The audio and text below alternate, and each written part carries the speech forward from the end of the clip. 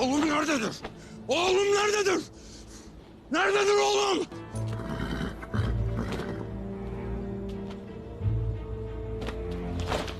Bunlar kaçmış. Oğlum nerede? Aybars nerede? Nerededir Aybars? Göreceksiniz soysuzlar! Bırak beni! Bırakın beni! Ah!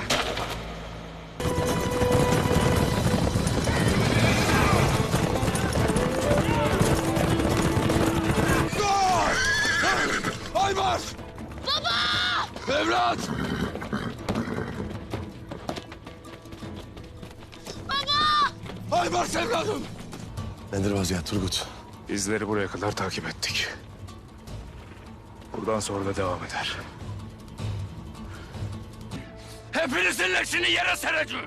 Hepinizin leşini yere sereceğim! Aybars! Aybars!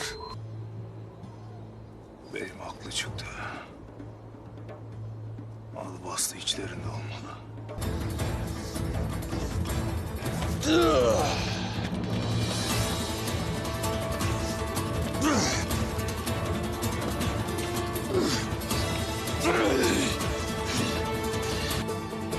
Hamsi.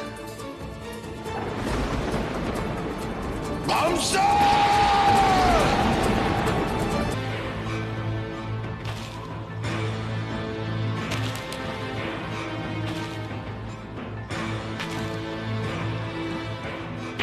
Evlat!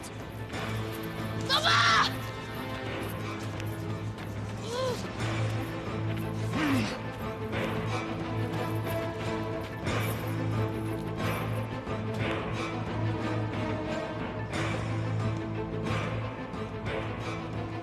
Sen...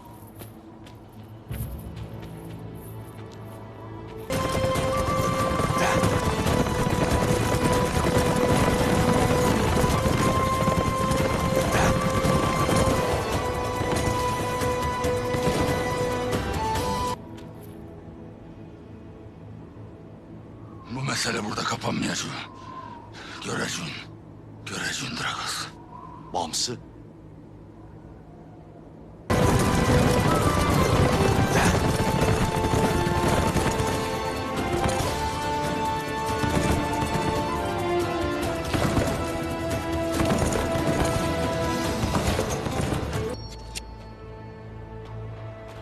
Kalleşliğine boyun eğmeyeceğim.